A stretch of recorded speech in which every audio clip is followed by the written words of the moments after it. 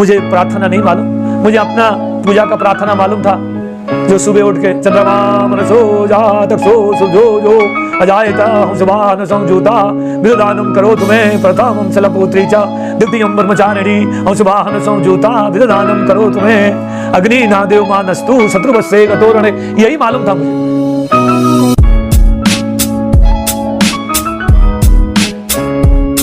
परमेश्वर को धन्यवाद देता हूँ इस उत्तम समय के लिए, अवसर के लिए। मैं आप लोगों के सामने कैसे मैं प्रभु में आया, मैं छोटी सी गवाही देना चाहता हूँ। मेरा नाम पुराना विष्णुराम प्रेमनाथ भंडारी था, अभी जेम्स राम भंडारी बोलते हैं, ज़्यादा लोग जेम्स राम ही बोलते हैं।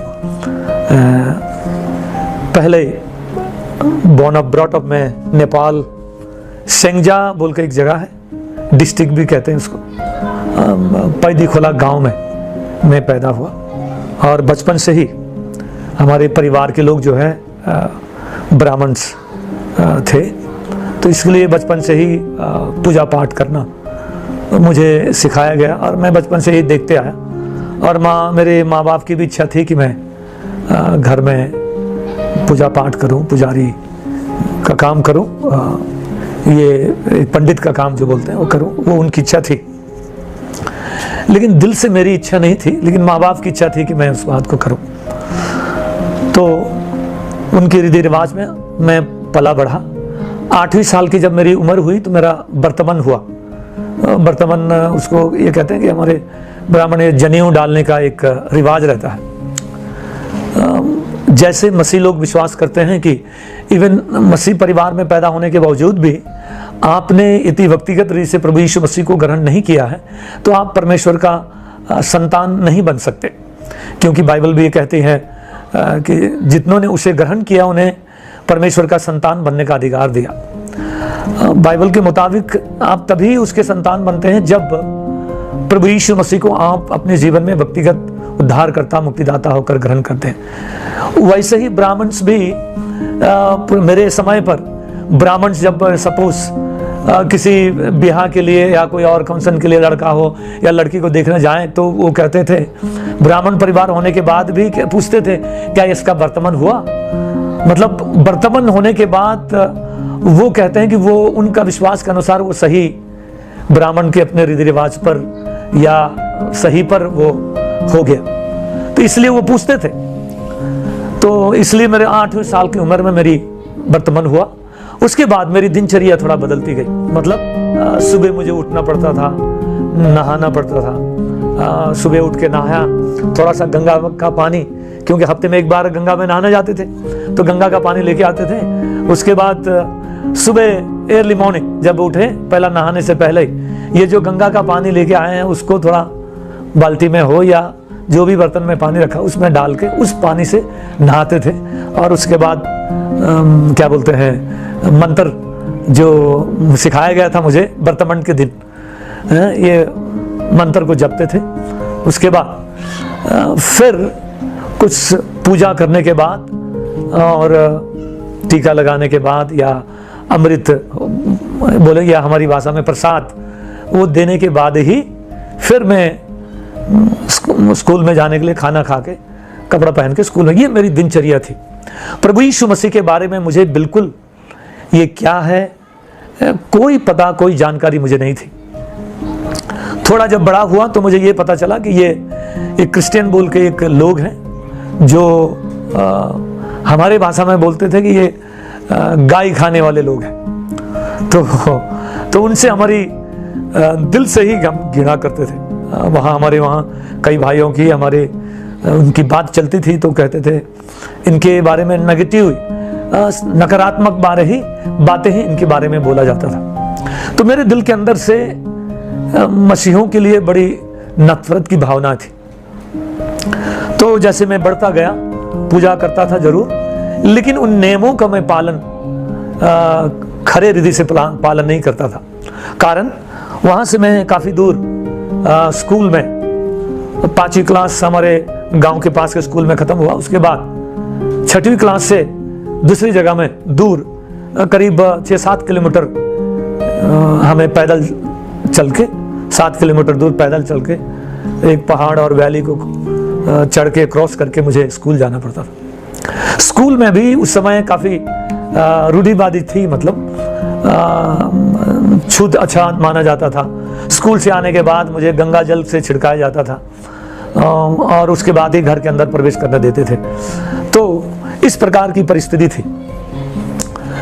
जब एक दिन जब ये छुआछूत मानने लगे, मैं अपने पुजारी से पूछा, बोला पंडित जी से पूछा, पंडित जी ये क्या बात है कि मंदिर में भी जब ब्राह्मण आता है तो हमारे प्लेट से प्रसाद बड़ी भक्ति के साथ लेता है, लेकिन जो दूसरे जात वाला भी मंदिर के पास आ रहा है और उसको प्रसाद मेरे प्लेट से लेने का हक नहीं है, वो दूर खड़े रहता है और मुझे उसको ऊपर से डालना पड़ता है, छूना भी मना है, ये मंदिर में भी ऐसा क्यों है? तो पंडित जी बड़े गुस्से हो गए, ठीक से लंगोटी पहनना नहीं आता और हमसे सवाल पूछने आ गया, चुप कर। तो मैं डर गया, पंडित जी का ये गुस्सा होना, मैं बड़ा डर गया। उसके बाद मुझे सवाल पूछने की कभी हिम्मत नहीं हुई, लेकिन मेरे अंदर एक सवाल उठा, क्या ये परमेश्वर है जिसकी मैं उपासना करता हूं, जिसे मेरे माँ बाप लोग जो करते आ रहे हैं, जिसके लिए मुझे करने के लिए बाध्य करते हैं, क्या यही परमेश्वर है? क्या और कोई परमेश्वर है जिसने आकाश को बनाया, पृथ्वी को बनाया, जिसने सारे मानव जाति को बनाया? सबका बनाने वाला सृष्टि करता तो एक परमेश्वर है, परंतु क्या यह परमेश्वर है जिसकी मैं उपासना करता हूं? कई हमारे देवता हैं, ग्रह देवता जिसको बोलते हैं, कहीं झांकरी देवता है, कहीं नाग देवता है, कहीं गरमसूर बोल के वहाँ है, साल में एक बार बकरा को काट कर वहाँ खून को चढ़ाते हैं, कहीं वहाँ हमारी भाषा में बोलते हैं भक्कल मानना, मतलब इतना ये मेरा पूरा हो जाएगा तो यहाँ सोना का ये चढ़ाएंगे, वहाँ ये चढ़ाएंगे। कई जगह में मेरे घर के अंदर भी कई ऐसे मतलब मन्नत मान के कई बर्तन जो है, जो बहुत इस्तेमाल किया जाता था, उन बर्तनों को लाल कपड़े में लपेट के वो मन्नत मान के उसको ऊपर चढ़ा देते थे। मतलब जब मन्नत पूरा होगा तब उस बर्तन को उठा लिया जाएगा, तो उससे पहले वहां जाके कभी सोना चढ़ाना है, पीतल चढ़ाना है, लोहा, क्या जो मन्नत माने रहते हैं उसको चढ़ाना पड़ता। तो ऐसी कई बातों से मेरा मन जो है बड़ा कंफ्यूजन में था, मैं दो दिमाग में था, ये क्या सच्चाई है? कौन परमेश्वर है? क्या यही परमेश्वर है? क्या और कोई है? ये सवाल मेरे अंदर था। लेकिन मेरे दिल के अंदर, जैसे मैंने आपको बताया, दिल से मैं चाहता नहीं था कि मैं ये पुजारी बनूं, ये काम करूं। मैंने पिताजी से बोला मैं और पढ़ना चाहता हूं, कहीं जाऊंगा, मेरे को कहीं भेजिए। लेकिन वो मुझे भेजने के लिए तैयार नहीं, मुझे यहीं वहीं पढ़ना है और ये वहीं की धार्मिकता में आगे बढ़ना है और गांव का जो काम है वो सब बातें करना है। उन्होंने मुझे ऐसा शिक्षा दिया और वो ऐसे बढ़ाते गए। लेकिन मेरे मन में एक इच्छा आई कि मैं पढ़ूं या घर से निकलूं कैसे भी करके। तो एक दिन मैंने ऐसा योजना बनाया कि मैं घर से निकलूंगा। हमारे गांव से कुछ लोग दिल्ली वगैरह में निकलने वाले थे, मैं माँ बाप को बिना बताए वहाँ से मैं किसी के साथ नेपाल छोड़कर मैं इंडिया आया। इंडिया आने के बाद मैं दिल्ली में दरियागंज बोल के एक जगह में, हमारी पहचान के एक भाई थे, वहाँ रहता था। वहाँ एक दिन मेरे को ऐसा बोला गया कि मैं पिक्चर देख के आ रहा था वापस, तो घर का लड़का बोले देखो तुम्हारा पिताजी लेने आए हैं, तुमको वापस ले जाने के लिए, जल्दी जाओ। तो मैं डर गया ये सुनते ही, डर के वापस दौड़ के बस स्टैंड में आया और जो बस मिली उसी में चढ़ा। चढ़ने के बाद पूछा ये बस कहाँ जाता है?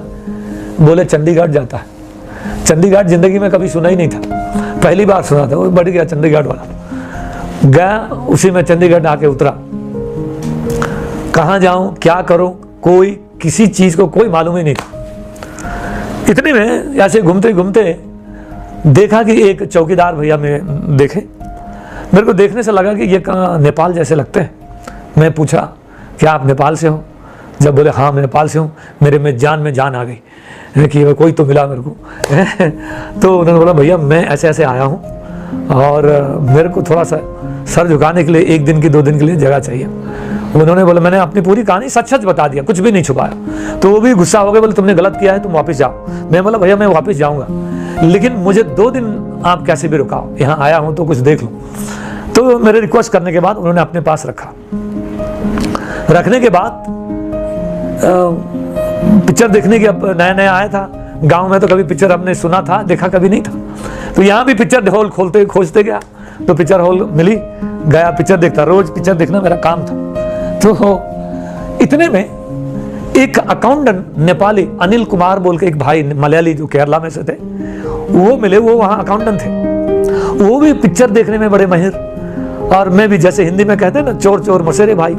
तो हम लोग दोनों की अच्छी दोस्ती हो गई, समझे ना, अच्छी दोस्ती हो गई। तो इसने बोला यार तू मेरे साथ रह, मैं मालिक से बोलता हूँ, मैं हमारी कंपनी में तेरे को कुछ छोटा मोटा काम मिल जाएगा। तो मेरे को तो सोने में सुहागा बोलते हैं ना, तो बोला ठीक है। तो उन्होंने बात किया, तो मुझे चपरासी के रूप में भर्ती कर दिए। वहाँ नौकरी मिल गई मेरे को। फाइल इधर उधर लाना है, सफाई वफाई करना है, और चाय वाय पिलाना है। तो चाय भी ऐसी फ्री मिल जाती थी, दोपहर का खाना भी मिल जाता था। मेरे लिए तो सोने में सुहागा हो गया। तो वहीं फिर मैं हमारे नेपाली भाई को छोड़कर अनिल के साथ में रहने लगा, रोज पिक्चर जाने लगा। इतने में, लंबी चौड़ी कहानी है, मैं बोलते जा रहा हूँ लग रहा है। तो मैं, इनकी पिताजी की, अनिल कुमार के पिताजी की तबीयत खराब हो गई। तो उन्होंने बोला कि मैं विष्णु, मैं जा रहा हूँ केरला, अगर तेरे को आना है तो मेरे साथ चल सकते हैं, मैंने केरला दिखा देता हूँ। तो फिर एक डर था कि नौकरी छूट जाएगी। तो फिर उन्होंने जब बोला तो नौकरी तो और कोई मिल जाएगी, ऐसी नौकरी मिलने में कोई बड़ी बात नहीं है, मिल जाएगी, तो फिक्र मत कर। तो फिर मैं सोचा छोड़कर उनके साथ ऐसे में केरला में पहुंचा। केरला में पहुंचने के बाद इसने बोला कि मैं अब वापस नहीं जाऊंगा, क्योंकि उन पिताजी का दुकान मैं संभालूंगा और उनका बिजनेस जो है वो संभालूंगा, मैं नहीं जाऊंगा। तू यहाँ रहना चाहता है तो रह जा, मैं बोलकर उन्होंने बोला। तो मुझे उनका भाई को एक सरकारी नौकरी मिल गया अनिल कुमार का, और मुझे जो भाई एक साबुन का कंपनी में काम करता था, साबुन पैक करने का, तो छोटी सी नौकरी थी। उसमें बोला अगर तू चाहे तो यहाँ मिल जाए। तो मैं उनकी बात मानकर वहाँ ज्वाइन हो गया एर्नाकुलम में। इतने में जब वहाँ काम करता था, मैंने कभी स्मोकिंग नहीं किया था, कभी दारू नहीं पिया था, लेकिन यहाँ दोस्तों के साथ एर्नाकुलम में ये सब स्मोकिंग सीख गया और दारू पीने सीख गया। और थोड़ा सा मैं रास्ता से भटक गया, थोड़ा सा क्या, पूरा ही भटक गया। लेकिन वो मैनेजर जिसमें मैं, मेरा हमारा सुपरवाइजर जो था, वो जो है बहुत ही एक सिद्धांतिक आदमी था। मैं उस समय छोटा सा लड़का था, सोचिए 16-17 साल का लड़का, क्या छोटा सा लड़का था। और उस समय बोलते थे कि ये देखने में बड़ा अच्छा लगता, स्मार्ट था बोलते हैं उस समय। अभी तो इतना उम्र हो गया तो स्मार्ट सब चला गया। तो बोलते थे तो देखने से लगता है कि तो अच्छा कोई परिवार का है, तो अपनी जिंदगी को बर्बाद कर रहा है, ऐसी इतनी छोटी सी उम्र में दारू पी रहा है, तो क्या अच्छा कर रहा है। उन्होंने बहुत डांटा और समझाया मुझे, और मैं समझा मैं ये गलत कर रहा हूँ, लेकिन छोड़ने की कोशिश करता था, छूटता नहीं था। 1 दिन छोड़ देता, 2 दिन छोड़ देता था। उस समय पानामा सिगरेट सिर्फ 10 पैसा में मिलता था, एक पानामा। तो मैं सोचा कि भाई ये 10 पैसा का मैं किसी का थोड़ी खा रहा हूँ, अपना कमा रहा हूँ, खा रहा हूँ, किसी को क्या तकलीफ है, अपने आप, किसी से नहीं, मन में ऐसा बोलकर। तो दारू भी ऐसे ही अपना कमा रहा हूँ, खा रहा हूँ, ज्यादा थोड़ी पी रहा हूँ, कभी कभी पीता हूँ। ऐसा करके 2 दिन छोड़ता, 3 दिन छोड़ता, उसके बाद फिर करता, ऐसा में हो रहा था। इतने में कि मैनेजर, ये सुपरवाइजर फिर से मुझसे पूछे कि तुमने छोड़ा, तो मेरी मुंडी नीचे हो जाती थी। तो मेरे को बड़ी गिलानी हुई। तो उन्होंने मुझे सलाह दिया, बेटा तुम एक काम करो, ये जगह तुम छोड़ दो, तुम अपनी दोस्ती को छोड़ो, ये नौकरी भी छोड़ो। मन में आया मैं कितने को छोड़ूं, कहां कहां छोड़ो, क्या करूं। लेकिन फिर भी इनकी बातों को मैंने लगा, मेरा एक दोस्त है ट्रिवांड्रम में, वो तुम्हें कुछ अच्छा काम बताएगा, वो क्रिश्चियन है, वो तुम्हें अच्छा मार्ग बताएगा, तुम्हारे लिए कोई रास्ता खोलेगा, तुम ये काम करो, ये छोड़ो। उनकी बात को मानकर वहां छोड़कर, उनकी बताए के अनुसार मैं ट्रिवांड्रम बोल के एक जगह है केरला में, वहां कैपिटल, वहां पर चला गया। वहां जाने के बाद उन्होंने कहा, डॉक्टर माणी बोल के थे, उन्होंने कहा, इनके दोस्त ने जो माने हैं उन्होंने कहा कि बेटा तुम एक काम करो, तुम टेक्निकली कुछ सीखो, सीखने के बाद तुम, आजकल तो लोग बाहर जा रहे हैं, मिडिल ईस्ट में जा रहे हैं, तुम्हारी अच्छी नौकरी मिल जाएगी and you can make a good life. तुम अपनी जिंदगी अच्छे बना सकते हो, माँ बाप को तुम अच्छा सहायता कर सकते हो, जिंदगी में तुम कुछ बन सकते हो। मेरी इच्छा यह है कि तुम टेक्निकली कुछ सीखो, मेरा दोस्त ने तुम्हारे बारे में अच्छा बोला है तो तुम ऐसा करो। तो वो मुझे एक जयमादा टेक्निकली जो बिल्डिंग और ये सिखाते हैं, ITI का जो कोर्स होता है, वैसे वो जगह में जयमादा वर्कशॉप था, ट्रिवांड्रम मिडिल कॉलेज के एक कैथोलिक चर्च का, और दोनों भाई मिलकर चलाते थे। वहाँ मैं उनकी बात मानकर ये टेक्निकली सीखने के लिए मैं चला गया। उस वक्त पहली बार जिंदगी में मैंने प्रभु यीशु मसीह के बारे में सुना। वो एक CB जॉन वायरलेस इंस्पेक्टर थे। वो मुझे नहीं मालूम था उस समय कि वो इंस्पेक्टर हैं, लेकिन उनकी जिंदगी ऐसे बहुत खराब थी, बहुत गंदे जिंदगी वो व्यतीत करते थे, हर प्रकार की बुराई में लिप्त थे। लेकिन कोई घटना के वजह से और प्रभु यीशु ने उनकी जिंदगी को बदल दिया। उसके बाद वो पूरी तरह से बदल गए और ड्यूटी खत्म होने के बाद 5 बजे से जब वो घर पहुंचते थे, 5:30 से 6:30 तक 1 घंटा, कभी रेलवे स्टेशन में, कभी बस स्टेशन में, कभी कोई जंक्शन में, कॉलेज में, हाई स्कूल में, कहीं भी जाकर, जेल के अंदर जाकर पर्चियां बांटते थे, यीशु मसीह के बारे में बोलते थे। एक दिन हमारे इंस्टीट्यूट के सामने आकर वो प्रभु यीशु मसीह के बारे में बोलने लगे। प्रभु यीशु मसीह किसी जाति का, किसी लोगों का परमेश्वर ईश्वर नहीं है, वो सारे मानव जाति का परमेश्वर है। वो सबसे प्यार करता है। इसलिए बाइबल कहती है परमेश्वर ने जगत से ऐसा प्रेम किया कि अपने इकलौते पुत्र को दे दिया, जो कोई उस पर विश्वास करे वो नाश ना हो परंतु आनंद जीवन पाए। वो शांति का प्रभु है। वो तुम्हारी जिंदगी को जानता है, चाहे तुम कोई भी जात के हो, कोई भी प्रकार के इंसान हो, वो तुमसे प्यार करता है, वो शांति दाता है। जब उन्होंने ऐसा बोला तो मेरे को ऐसा लगा कि ये क्या सच है, ये क्यों बोल रहे हैं ऐसा मेरे मन में चिढ़ भी आ रही थी। तो मैंने उसके बाद उन्होंने एक पर्ची दिया मुझे पढ़ने के लिए, बोले इस पर विश्वास करो तुम्हें शांति देगा प्रभु। मैं बोला 33 करोड़ हमारे भगवान हैं, उनका नाम लेने का समय नहीं है, ये 34वां तुम कहां से लेके आए हैं, गोरे लोगों का धर्म। ऐसा बोलकर उस पर्ची को मैंने ऐसे फाड़ के टुकड़े टुकड़े किया और उनके सर पर डाल दिया। सर पर जब डाला, उन्हें ऊपर नीचे देखे, मुझे थोड़ा डर लगा कहीं ये मुझे झापड़ तो नहीं मारेगा। लेकिन मन के अंदर मैं सोच लिया था कि ये मारेगा तो मैं भी मारूंगा, अंदर ऐसी सोच रहा था। लेकिन इतनी सोचते ही मैं 2 मिनट ये ऊपर से नीचे देखे, अच्छे लंबे चौड़े पुलिस इंस्पेक्टर थे वो, मुझे नहीं मालूम था क्योंकि साधारण ऐसे यूनिफॉर्म में नहीं थे, वो अपने सिविल ऐसी ड्रेस में थे।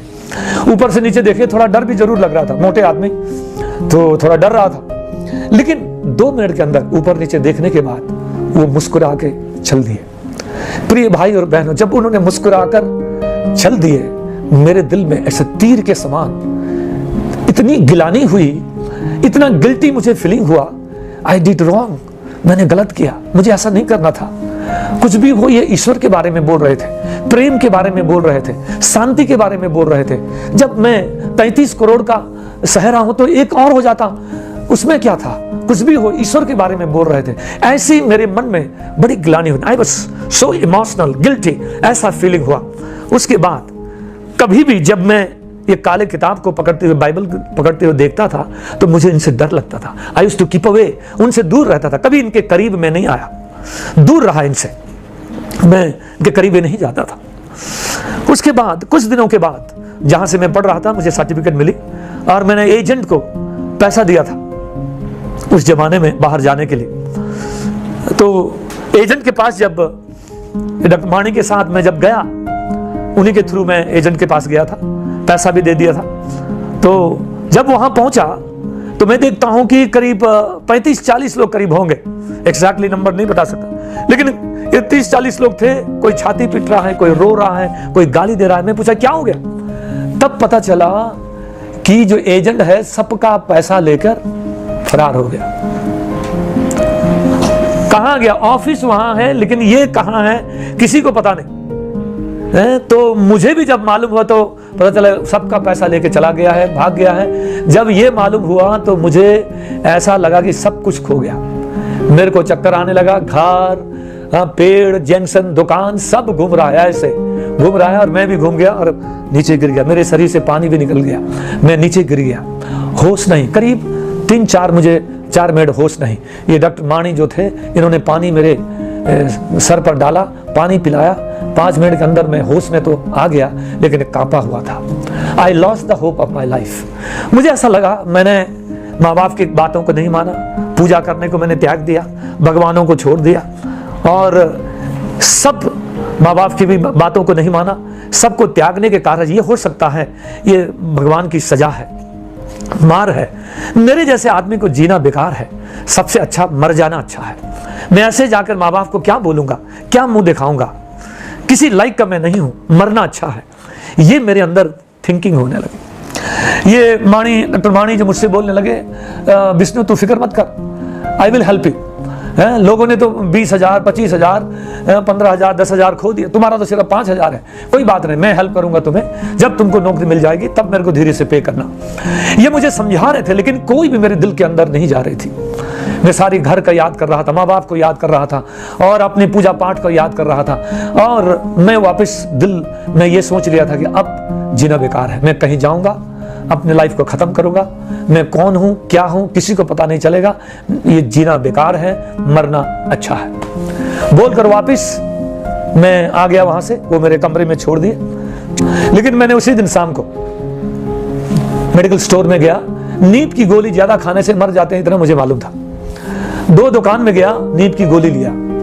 उसके बाद डेट्रॉल के 2 छोटे बोतल खरीदा और बैग में डाला और वापस आकर मैं इसको झोले में डालकर मैं बस स्टैंड में गया। ट्रिवांड्रम मेडिकल कॉलेज के बस स्टैंड में जाकर मैं सीसोर में जाऊंगा और ये पीऊंगा और ये 2 गोली खाऊंगा, वहीं खत्म हो जाऊंगा। किसी को नहीं मालूम चलेगा कौन है, क्या है। ज्यादा होगा तो समुद्र में ये लोग डाल देंगे, मछली मेरा शरीर खा लेगा। ये मेरी थिंकिंग थी। तो मैं वहाँ थिंकिंग होकर मैं बस के अंदर बैठा। बस के अंदर जब बैठा था तो पूछ रहा था कि बस कहाँ जाती है। कोवलम बोल के एक जगह है, तो वहाँ जाने के लिए ये जाती है। पूछा तो उसने बोला ये जाएगी, तो मैं उसी में जाके बैठा। उसमें कोई नहीं था उस समय। उसके बाद धीरे से कंडक्टर आ गया, ड्राइवर आ गया, कुछ लोग भी आ गए। तब मेरे अंदर कोई कहता है तू मरने से पहले उस आदमी को जाके मिल जिसको तूने पागल कहा था, जिसका तूने बुरा व्यवहार किया था। तो ये मेरे मन में आ रहा। मैं फिर बोला क्यों उसको जाके मिलता हूँ। तो बस से उतरा। फिर जब मैं क्यों जाऊं, और उसको तो मैंने पागल कहा था। फिर चढ़ने लगा। जब अंदर बैठता हूं फिर ये होता है, फिर उतरता हूं। इतने में कंडक्टर मेरे पास आकर टिकट ले रहा, मैंने नहीं लिया। तो उसने बोला कि ये तुम्हारी बाप की गाड़ी नहीं है, तू उतरता है चढ़ता है, लेना है तो ले, नहीं तो जा। मैं कुछ नहीं बोला, मैं अपने दुख में था, उतर गया। फिर दूसरी बस में चढ़ा, वहां भी यही होने लगा। आखिर में मैं सोचा कुछ भी हो जाके मिलता हूं। लेकिन मुझे ये कहां रहते हैं, क्या है, कैसा है, कुछ भी नहीं मालूम। एक आदमी से पूछा, एक लोग हैं जो काला किताब पकड़ते हैं। उस समय मुझे यह भी नहीं मालूम था कि ये बाइबल है। ये काला किताब पकड़ते हैं और प्रभु यीशु मसीह के बारे में पर्चियां देते हैं। तो जिससे पूछा था उसने बोला क्या ये गीत भी गाते हैं। मैं बोला हाँ वो गीत भी गाते हैं। तो उसने फिर मेरे को डायरेक्शन बताया, यहाँ जाओ, यहाँ से सीधा तुम निकल जाना। जब कंपाउंड वॉल खत्म हो जाएगा तो तुम राइट को मोड़ना। वहां आज उनका प्रार्थना का दिन है, सही ढोलक की आवाज सुनाई देगी या ड्रम की आवाज। तो वो ड्रम का अगर बज रहा है तो वहीं जाना, नहीं तो पूछना किसी से यहाँ प्रार्थना वाले कहाँ रहते हैं। एग्जैक्टली वैसे मैं चला गया। तो मैं वो ड्रम की आवाज सुना तो चला गया। तो वहां एक स्मॉल छोटा सा शेड था, वहां नारियल के पत्तों का बनाया हुआ एक शेड था। चर्च ऑफ गॉड बोल के चर्च का एक छोटा चर्च था वो एक। तो वहां जाके जब प्रार्थना हो रही थी, सब लोग ताली बजा रहे थे और बहुत कोई उछल रहे थे, पराए लोग उछल रहे थे। अन्य क्या, अभी मेरे को मालूम है कि अन्य भाषा बोल रहे थे, लेकिन उस समय मालूम नहीं था, उछल रहे थे बड़ी। तो मैं बोला ये सबके सब पागल कैसे हो गए। 2-3 लोग अगर उछलते पागल हो जाते तो ठीक है, लेकिन ये सबके सब ये कैसे। लेकिन 15 मिनट करीब मैं देख रहा हूं, तो थोड़ी देर के बाद ये शांत हो गए। शांत होने के बाद मेरे मंदिर सवाल में आया, ऐसे आया कि कोई मेरे मंदिर कह रहा है तू जाके बैठ, ये प्रभु के लोग हैं, कोई हानि नहीं करेंगे तेरे लिए। दूसरा कह रहा है तूने इनको पागल कहा है, बुरा किया है, ये तुझे मार के कुएं में डाल देंगे। ये दोनों संघर्ष मेरे अंदर हो रहा था, जाऊं कि नहीं जाऊं, ये हो रहा। कुछ आखिरी में मैं सोचा खुद तो मैं मरने के लिए जा ही रहा हूं, अगर ये लोग मार देते हैं तो और अच्छा है। मैं जाके एकदम पीछे बैठा बिल्कुल हिप्पी था मैं, लंबे बाल थे, टोपी लगाया हुआ था, पीछे से देखने से पता भी नहीं चलता था कि वो लड़का है कि लड़की है, ऐसा था। मैं एकदम पीछे जाके बैठा। तब पादरी साहब खड़े होकर बोलने लगे, प्रभु यीशु मसीह वो हर एक मानव से प्यार करता है, वो तुम्हें शांति देना चाहता है। वो किसी जात और भात को परमेश्वर ने नहीं बनाया है। परमेश्वर ने सिर्फ 2 जात बनाया है, स्त्री एंड पुरुष। बाकी जात और भात के जो मनुष्य का बनाया हुआ ढकोसला है, परमेश्वर ने नहीं बनाया है। परमेश्वर सबसे प्यार करता है। परमेश्वर का वचन प्यार है और तुमसे प्यार करता है। वो तुम्हें जानता है और तुम्हारे लिए वो क्रूस पर बलिदान हुआ। तुम्हारे अपराधों को, पापों को उसने अपने ऊपर ले लिया। इसलिए तुम्हें शिफा देने के लिए, तुम्हें शांति देने के लिए, तुम्हें जीवन देने के लिए, तुम्हें मार्ग दिखाने के लिए यीशु ने अपने जीवन को क्रूस पर बलिदान कर दिया। तुम्हारे अपराध के कारण उसके हाथों में कीले ठोके गए, पांव में कीले ठोके गए, सर में कांटों का मुकुट पहनाया और उसको क्रूस पर टांग दिया गया और कहा सब कुछ, यीशु ने कहा सब कुछ पूरा हुआ। वो तुम्हारे लिए है, वो शांति देना चाहता, तुम्हारे लिए सब कुछ यीशु ने पूरा कर दिया है। वो तुमसे प्यार करता है, वो तुम्हें जानता है, वो शांति दाता है। जब उन्होंने कहा, मेरे अंदर सवाल आया, क्या ये सच है? क्या वो मुझे जानता है? नेपाल में एक गांव में रहने वाला एक पुजारी को क्या वो जानता है? क्या ये सच है? अगर ये सच है तो इस यीशु को मैं जानना चाहता हूं, अनुभव करना चाहता हूं। मुझे प्रार्थना नहीं मालूम, मुझे अपना पूजा का प्रार्थना मालूम था, जो सुबह उठ के चंद्रमा मनसो जातक सो सुजो जो अजायता हम सुभान संजूता विदानम करो तुम्हें प्रथमम सलपुत्री च द्वितीयम ब्रह्मचारिणी हम सुभान संजूता विदानम करो तुम्हें अग्नि नादेव मानस्तु शत्रुवस्से गतोरणे। यही मालूम था मुझे, लेकिन ये प्रार्थना क्या है ये कुछ भी नहीं मालूम। मैं बोला, प्रभु अगर तू सच है, अगर मेरे पापों के लिए आप क्रूस पर बलिदान हुए हैं, मेरे श्राप को, मेरे अधर्म को, पापों को आपने अगर क्रूस पर ले लिया है, अगर आप शांति दाता हैं, अगर वो मुझे जानते हैं, आप मेरे लिए क्रूस पर बलिदान हुए हैं, तो मैं आपको जानना चाहता हूं, अपने लाइफ में अनुभव करना चाहता हूं। Somehow I want to know, taste you, know you। प्रार्थना नहीं मालूम था, ये मैं कह रहा था। इतने में सोचते सोचते पता नहीं मेरे अंदर एक गिलानी होने लगी और मैं रोने लगा, बिलक बिलक के रोने लगा, बच्चे के समान रोने लगा। उसके बाद एक पास्टर C.I. एलेक्स थे, उनके पास जाकर उनके पांव पर मैं गिर पड़ा। उन्होंने बोला, बेटा तुम मुझसे माफी मत मांगो, तुम यीशु से मांगो। मैं घुटने में जाकर मैंने कहा, प्रभु मैं पापी हूं, आपके और आपके लोगों के खिलाफ मैं बहुत बुरा भला कहा हूं, मुझे क्षमा कर, मेरे दिल में आ, मुझे शांति दे।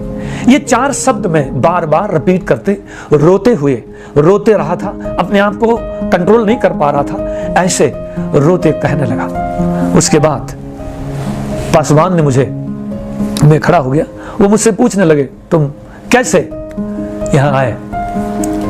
तो मैंने अपनी कहानी बताई और ये जो मेरे झोले में था इस बात को उनको दिखाई। तो उन्होंने कहा, वो मेरे दोनों हाथ से गले लगाकर मेरे से लपेट कर वो भी रोने लगे, मैं भी रोने लगा। और उन्होंने कहा, यदि तुम बुरा मत मानो तो मेरी 3 बेटियां हैं, तुम मेरे साथ रह सकते हो यहाँ, तुम मेरे बेटे हो। ये प्रभु की योजना है कि तुम इस प्रकार से यहाँ, तुम यूं ही नहीं आए हो, प्रभु ने तुम्हें यहाँ लाया है। पास्टर ने मुझे अपने घर में रहने की पनाह दी। उसी दिन मैं जाकर अपना सामान लाकर उनके साथ मैं उनके घर में रहा। उन्होंने मुझे न्यू टेस्टमेंट दिया। मैं आपको कहना चाहता हूँ, मेरी जिंदगी उस दिन, मेरी जिंदगी बदल गई। यीशु मेरे दिल में प्रभु होकर मेरे दिल में आया, मेरी जिंदगी बदल गई। और उस दिन से लेकर आज के दिन तक मैं कहना चाहता हूं आप लोगों को कि यीशु भला है, वो विश्वास योग्य है। All may let you down, but Jesus will never let you down। सब आपको छोड़ देंगे, भूल सकते हैं, लेकिन प्रभु आपको कभी नहीं छोड़ेगा, कभी नहीं भूलेगा।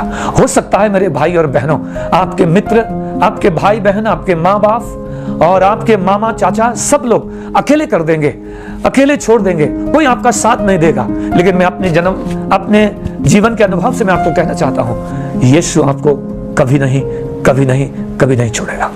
वो आपके साथ रहेगा और आपको शांति देगा, आपको जीवन देगा। ये प्रभु ने मेरे जीवन में ऐसा अनुग्रह दिया और यीशु को पहचानने की सौभाग्य मुझे मिला। आज अगर मुझसे आप सवाल पूछोगे, मेरे पास एक जवाब है। जेम्स या विष्णु, तुम्हारी जिंदगी के सबसे सुनहरा, सबसे अच्छा सौभाग्य अगर तुम अपनी जिंदगी में कहोगे तो किस बात के लिए कहोगे? मैं कहूंगा वो दिन मेरे लिए सबसे सुनहरा, सबसे अच्छा और उत्तम दिन था जिस दिन यीशु मेरे जीवन का प्रभु हो गया, जिस दिन मैं उसका संतान बन गया।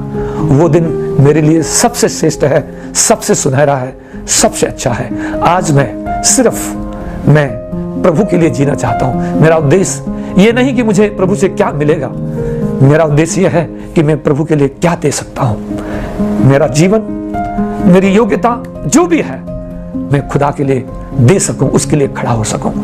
मेरी नम्र निवेदन और प्रार्थना आप सबके लिए यह है कि उसके मोहब्बत को, उसके प्यार को आप जानें, उसके बेटे और बेटी बन जाएं और उसके प्यार को जानकर प्रभु के लिए आप आगे बढ़ सकें। प्रभु आपको आशीष दे। धन्यवाद सुनने के लिए और इस मौके के लिए, मुझे अपनी गवाही बताने के लिए आपने यह मौका दिया। प्रभु आपसे प्यार करता है, उसके प्यार को जाने। प्रभु आपको आशीष दे। धन्यवाद। Thank you.